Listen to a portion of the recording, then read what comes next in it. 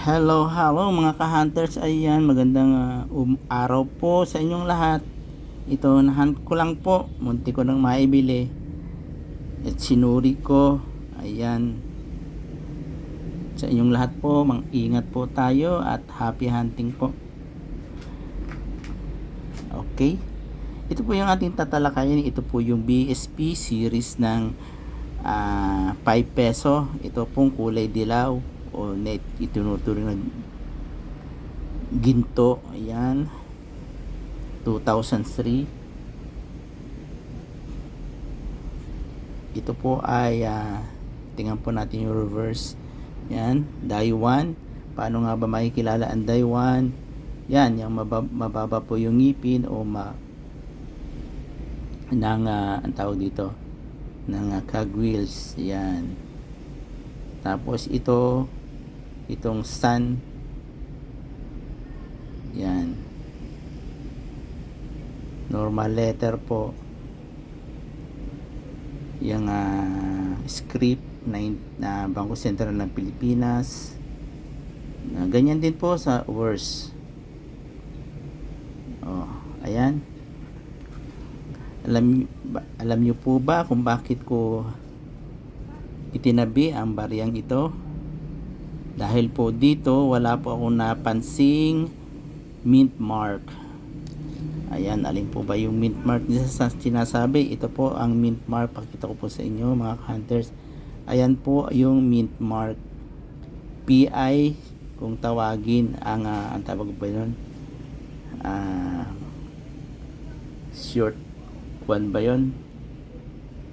Yung logo po ng BSP o Bangko Sentral emblem. Ayan, ito po.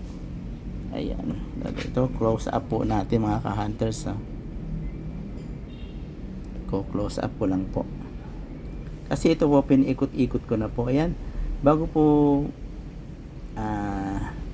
magpatuloy, ayan mga ka-hunters, nasa screen po bago kung gusto niyo po o nais nyo magbenta ng inyong mga coins. Ayan po sa screen, coin traders for buyer and seller. I-add nyo lang po yan sa mga Facebook page. Okay, pasok lang po kayo dyan, mag-post po kayo ng mga nais nyong ibenta. Kung sakali sasabihin nyo walang bumibili, yun, pag mga bagong barya po talaga yung ipopost nyo, 1972, 74, wala pong ganong pumapansin yan.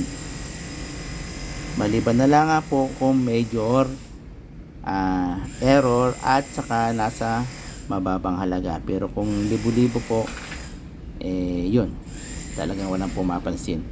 Okay, pagpatuloy na po natin. Ayan po, kung mapapansin nyo, ayan, pinaikot-ikot ko na yan. Wala akong nakitang mint mark or yung pagkakakilanlan lang po ba ng mint. Ayan, kahit kung isyado man natin sana na ganito, may makikita tayo sana. Ayan, bagamat ang coins na to ay medyo hindi na maganda ang condition, pero sa mint mark, ayan, wala po akong ganong makita.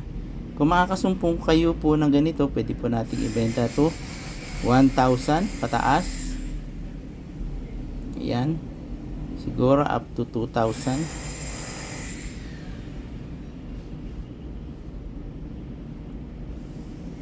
Yan po. Yan, mint mark. Ayan po. Ayan, pinakita ko na po sa inyo yung kabila, ha. Ayan, mint mark. Ganyan po, wala po.